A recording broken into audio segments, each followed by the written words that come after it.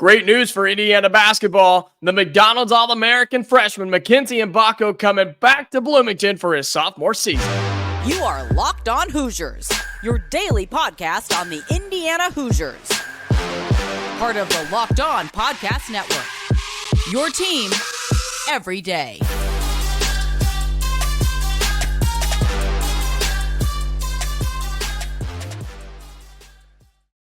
Welcome in. It is the Locked On Hoosiers podcast. I'm your man, Jacob Goins. I appreciate you being here, making this your first listen each and every day. We are part of the Locked On Podcast Network, which is your team every day. First of all, I want to say thank you to all of you who are my everydayers, those of you that come back each and every day, whether you're on the audio version or on the video version on YouTube. Thank you so much, as we have completely blown by the goal of 2,000 subscribers. So thank you so much for that on YouTube. If you're not one of those subscribers, hit the like button to share the video and then hit subscribe. It's free, it's easy, and it takes just 2 taps. Helps us grow, and it helps you become a part of this wonderful community to where you never miss an episode. We blew past 2,000. Let's go for 2,100, shall we? I appreciate you being here, making this your go-to spot for all things Indiana athletics. Big news for the Hoosiers. Mackenzie Mgbako, the freshman who just got better over the year, and as the year went on, is coming back to Bloomington for his sophomore season, his sophomore stint.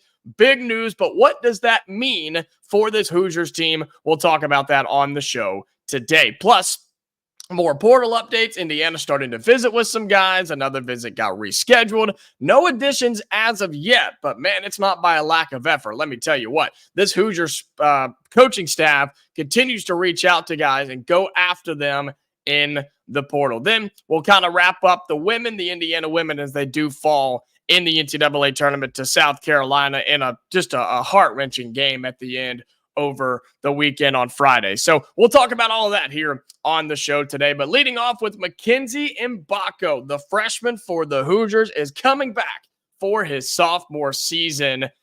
And I'll go ahead and answer the question, what does that mean? It means that Indiana has their best shooter coming back. It means that Indiana has one of the best freshmen in all of the Big Ten coming back. And I think you're also talking about a guy right here with Mackenzie Mgbako that just has so much potential, right? And we could see that this year.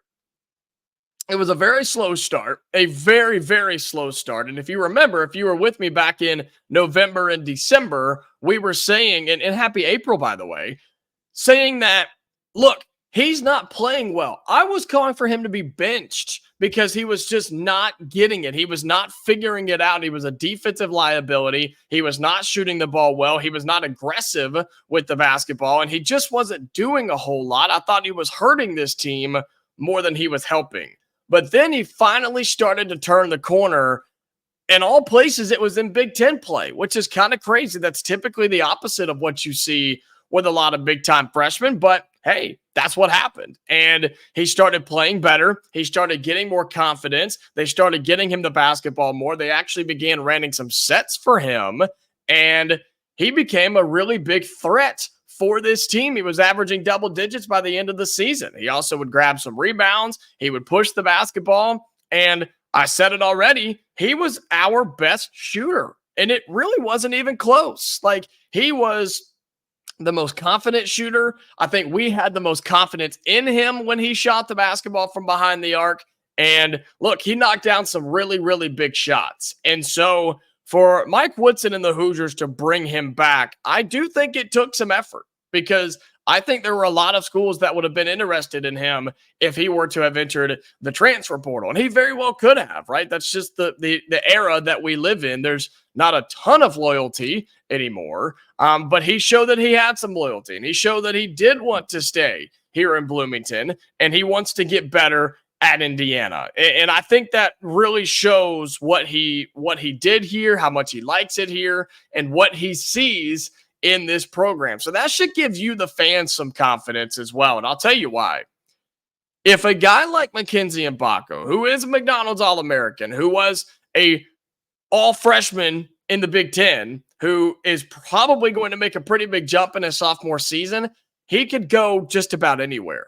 He could go anywhere, especially with his size and his skill sets and his shooting, yeah, he could play a lot of places. But the fact that he trusts the future of Indiana and he trusts the coaching staff and Mike Woodson, I think that should allow us to almost do the same. And that goes as well with the recruit that we picked up as well when it comes to high-level talent coming in and trusting Indiana, trusting the coaching staff and the direction of the program, which is a hard thing to do right now. Not all of us are in that situation where we trust where this thing is going because it hasn't been good. And this past year was not helpful at all. But Mackenzie Mgbako coming back gives you some excitement for next season, gives you some confidence, and it's another guy that's going to be on the roster with Trey Galloway, Malik, Reneau, Gabe Cups that are going to be on the team that were here a year ago. They know how to run the system. They know how Mike Woodson operates. They know what it takes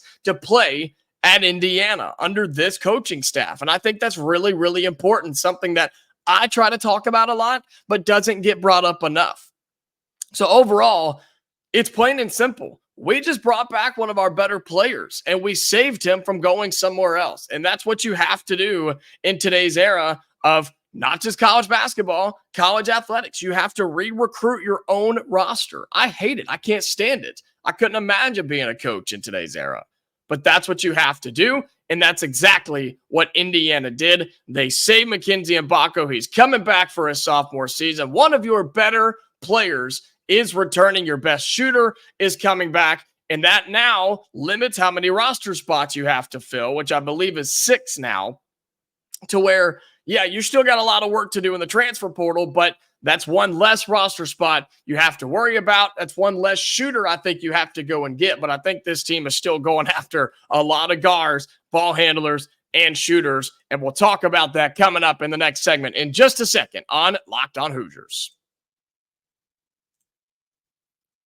Today's episode of Locked On Hoosiers is brought to you by LinkedIn Jobs. When you're hiring for your small business, you want to find quality professionals that are right for the role. That's why you have to check out LinkedIn Jobs. LinkedIn Jobs has the tools to help find the right professionals for your team faster and for free. Look, LinkedIn Jobs isn't just another job board. LinkedIn has a vast network of more than 1 billion professionals, which makes it the best place to hire. It gives you access to professionals you cannot find anywhere else. LinkedIn does all that while making the process easy and intuitive. Look, hiring's easy when you have that many quality candidates. So easy, in fact, that 86% of small businesses get qualified candidates within 24 hours. 2.5 small businesses use LinkedIn for hiring. You're telling me that it's not going to work if 2.5 million businesses are using it? Come on, check it out at LinkedIn Jobs. Post your job for free at linkedin.com/lockedoncollege. That's linkedin.com/lockedoncollege to post your job for free. Terms and conditions apply. Welcome back into Locked On Hoosiers. Appreciate you being here and making this your first listen each and every day. Reminder, we are always free and available wherever you get your podcast. Audio on Spotify and Apple and Amazon, wherever you want to get it. And, of course, the video version on YouTube as well. Transfer portal updates for Indiana basketball. And, my goodness, it is difficult to keep up with right now because there's so much happening. While there's not a whole lot of results, and I think fans are starting to get a little eerie about it, starting to twist in their seat a little bit and get a little antsy here, Indiana's trying.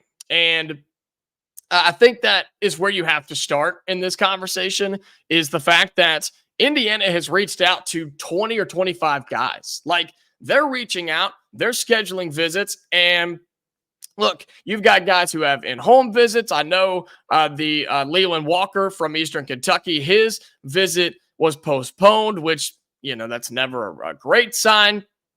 But he planned to reschedule it, and you never know, right? I mean, I know there's reasons out there, but it is what it is. And here's the problem.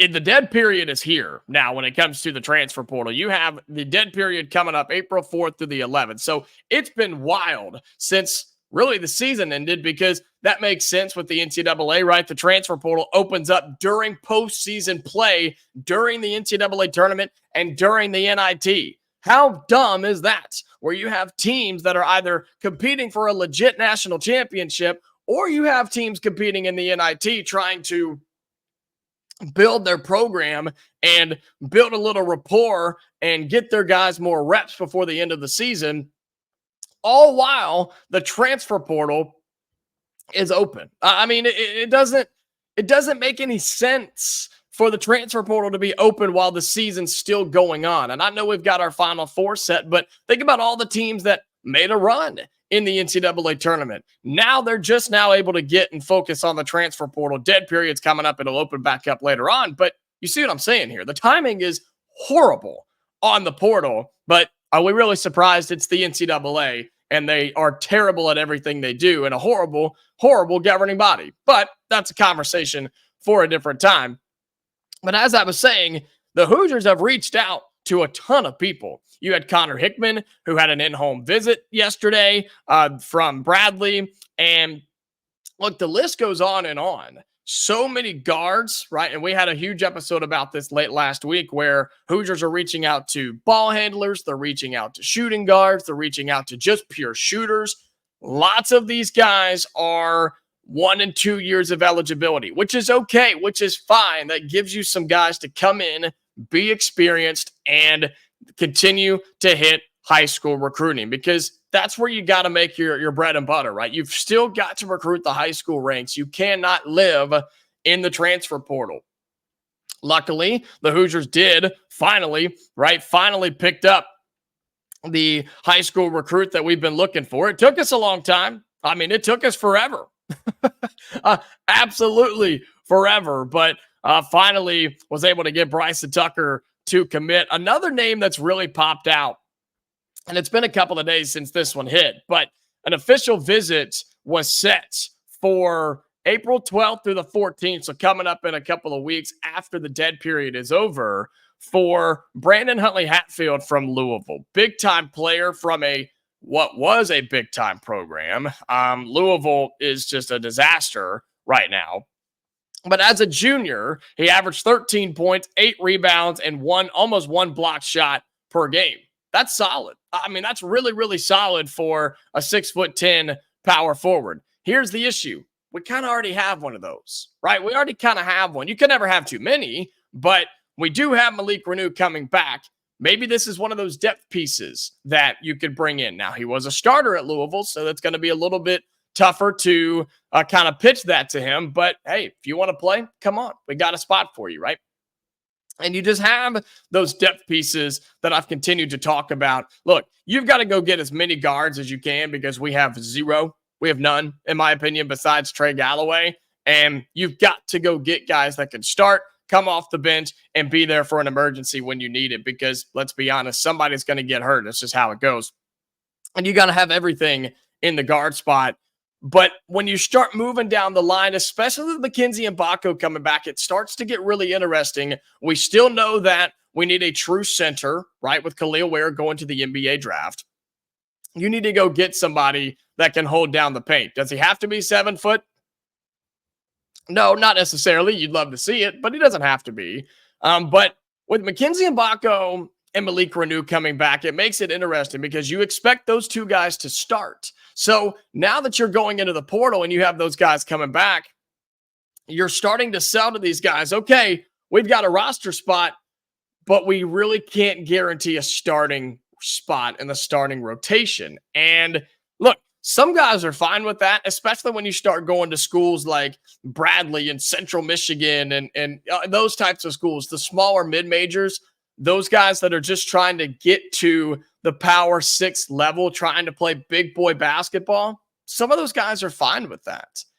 But when you start talking to Louisville guys that started at Power 6 schools, it's a lot tougher to sell less playing time to them, where you now have to start selling development and cohesion, and you would like to sell winning games and championships, something Indiana hasn't been able to do in a long time, but you would like to sell the future of the program to them and have them be a part of it. I think it's harder to sell to a junior, senior, super senior, whatever, I think it's harder to sell to them, hey, come help us build something here. Come help us build this program back. Like, let's be honest. A junior or senior doesn't really care about building up the program. That's not his job anymore. That's a high school recruiting pitch. That's how you get guys like Bryson Tucker. That's what you pitch to them. If you're a junior or senior, let's just be real. You don't care about building up Indiana. You care about coming in and winning some games and getting better and trying to move up to the next level. And that's what we have to pitch. And thankfully, Mike Woodson's got a list of guys that he has put into the NBA. And I think that helps when you start talking to small forwards and power forwards and even centers that you're trying to bring in. So that's a tricky thing that this team and coaching staff is having to battle through right now is you're in a good spot. You feel like you have 3 or 5 starters coming back and locked down, and Trey Galloway, Mackenzie Mgbako, and Malik Reneau. Don't hate me when I say this. I think if you get elite level guards enough, there's a chance that Galloway could come off the bench. And maybe that's a rotation, something you figure out in non-conference play. I don't think it's the craziest thing in the world to say. I think it's something we should experiment with if we get good enough guards to where it's like, okay, let's try this out. Let's try something different. But the problem is we don't have anything. We don't have anything. And we got to go get some guys. And here's what I'll say. Just chill out, just sit here, okay? It's okay, I promise. We're going to get some guys. We're going to get some commits. We're going to get some guys come through the transfer portal. And again, it's not from a lack of effort. It's going to stop here for the next week or so coming up with the dead period, but then it will pick back up. Guys will have official visits. We're already going on in-home visits. It's going to start happening. And I know some of those names are starting to get plucked off the board. It is what it is. But I'm telling you, we are going to be successful in the transfer portal with Indiana basketball. Just believe me on this. It's going to happen, and we'll cover it all right here on Locked On Hoosiers. So stick with us as we continue talking about that. Final segment coming up, we are going to talk about the Indiana Lady Hoosiers as their season officially comes to an end. We'll talk about that in our final segment coming up on Locked On Hoosiers in just a second. Today's episode of Locked On Hoosiers is brought to you by eBay Motors. Passion, drive, and patience. The formula for winning championships is also what keeps your ride or die alive. eBay Motors has everything you need to maintain your vehicle and level it up to peak performance. Superchargers, roof racks, exhaust kits, LED headlights, and more. Whether you're into speed, power, or style, eBay Motors has got you covered. With over 122 million parts for your number one ride or die, you'll always find exactly what you're looking for. And with eBay's Guaranteed Fit, your part is guaranteed to fit your ride every time or your money back. Because with eBay Motors, you're burning rubber, not cash. With all the parts you need at the prices you want, it's easy to make your car the MVP and bring home huge wins. Keep your ride or die alive at ebaymotors.com. Eligible items only. Exclusions apply. eBay's Guaranteed Fit only available to U.S. customers. Final segment here on the show on Locked On Hoosiers. Appreciate you being here. Be sure you like the video. Hit that subscribe button as well. Indiana women, man. What a ride it was. What a season it was. What a ride it was. What a special group of players it was for the Lady Hoosiers as they do fall in the NCAA tournament back on Friday to South Carolina in the Sweet 16, 79-75. And, you know, we all watched the game. We all covered the game and talked about the game. And, you know, it was heartbreaking because you look at the score and it's like, man, we lost by 4. And you look at the last several minutes of that game where we made an unbelievable run, made an unbelievable push, and did everything we could to get back and try to win that game. And you just start asking yourself the question, okay, what if? Right? What if the first half doesn't go the way that it went? What happens if you don't get down by 11 at the end of the first quarter and down by even more at half? What happens if you don't have to make a massive comeback over one of the best teams in college basketball in the women's game? Like, yeah, I know you can't go back and fix it, and it's easy to ask that question, but man, this team was so good and so special and fought so hard to get back into this thing and try to get to the Elite Eight, and they just couldn't do it. as they do fall 79-75 to the South Carolina Gamecocks. You kind of look at some of the stats. I know y'all have looked at these, but Mackenzie Holmes had 12. I mean, every single starter was in double digits for us. Holmes had 12. Garzon had 16.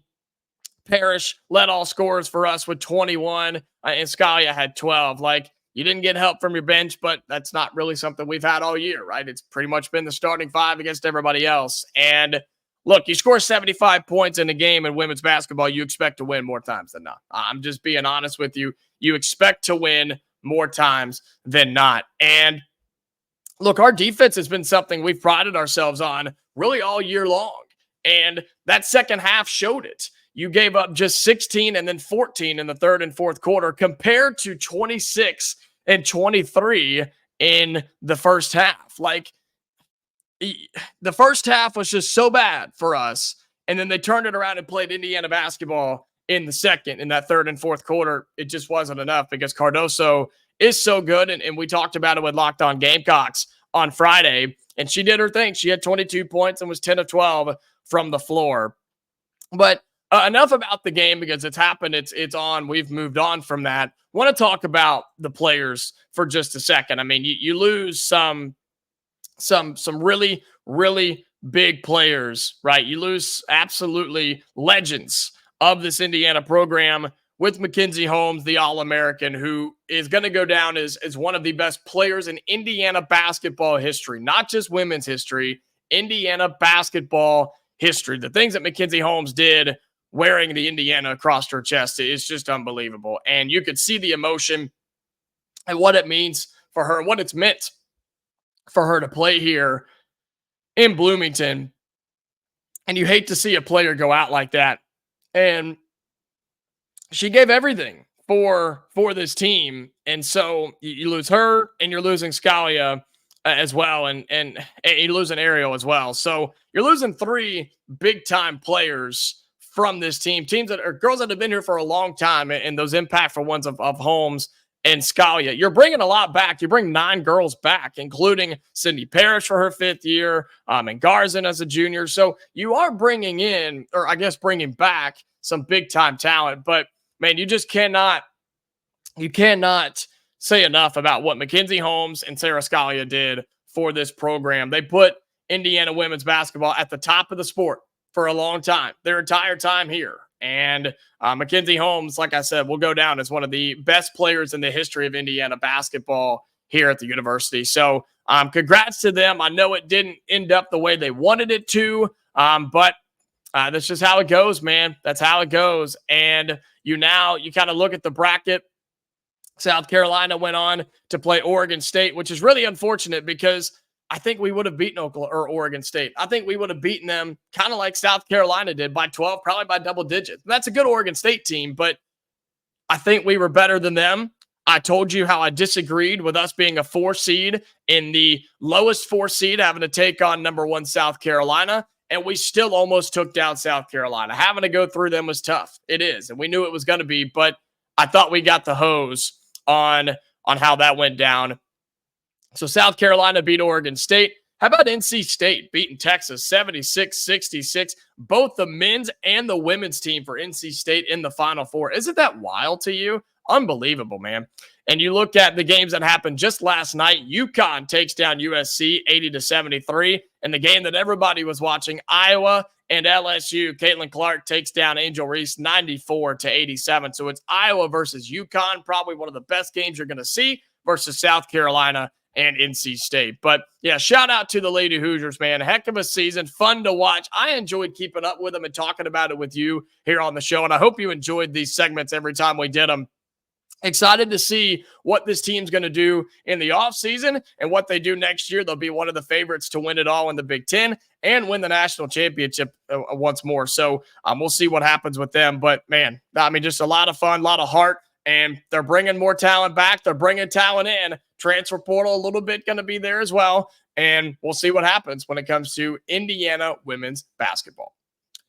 Well, that's going to do it for today's episode of Locked On Hoosiers. I appreciate you being here, making this your first listen each and every day. If you've made it this far, like the video, be sure you subscribe to our channel on YouTube. Way past 2,000. We're pushing towards 2,100. So come on in, subscribe to the channel. It helps us out tremendously. You can become a part of it and never miss an episode. If you're on your audio platforms, you can subscribe on there as well. Turn on notifications so you don't miss an episode there. Also, we'll be back tomorrow. So until then, Hoosiers fans, stay safe, and I'll talk to you later. You are